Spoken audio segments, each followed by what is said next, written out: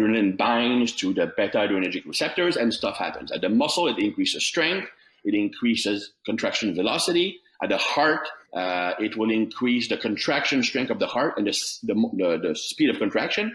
So it increases blood delivery to the muscles and also oxygen delivery to muscles, so it makes you better at endurance. In the nervous system, it increases motivation, drive, focus, competitiveness. What we call overtraining. More often than not, it's a downregulation, a desensitization of those receptors. So we stop responding to our own adrenaline. And that is magnified by people who take those pre-workout stimulants because it just overstimulates those receptors and they become resistant. So the problem when that happens is now your strength goes down, your speed goes down, your motivation goes down. And that's another reason why steroids allow you to do more volume and even more frequency, because it prevents that downregulation from happening, because it actually does the opposite. It makes them more sensitive to adrenaline. And when we talk about roid rage, that's what happens. What causes roid rage and why not all steroids do it and not everybody has it, is that some steroids will make you more sensitive to your own adrenaline. Now, adrenaline puts you in that fight or flight mode.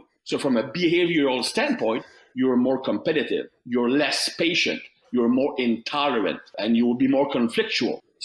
And you are also less agreeable. So all of that puts you in that warrior mode. And if you are already someone with a short fuse, it will put you in that asshole mode. But not every steroid do that. Like Trenbolone is notorious for doing it because it has a very, very, very strong effect on the beta adrenergic receptors. Allotestin, mibolerone will also do that.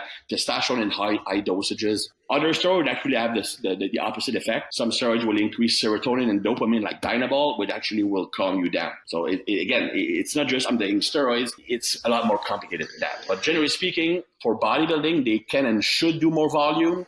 For strength, they probably need to do less volume because they're doing the heavy work, but more frequency. Big differences there. And as you mentioned, there's a lot of nuance. I think a lot of people just look at, we see it on social media all the time. See somebody's ripped, you look at the comments, this person's on gear, whatever it is. There's so many different levels of things that have to be factored in. Dosages, what specific products are being used, and the overall training and the recovery process that really comes with it across the board. Did you find this helpful? If so, pound that like button and hit subscribe. Now, if you want a free copy of our Chiseled Muscle Cheat Sheet, the no BS way to help you lose body fat and build lean muscle in 90 days, make sure that you go to the description below and download your free copy. Any questions? Drop them in the comments, and can't wait to see you with the next video.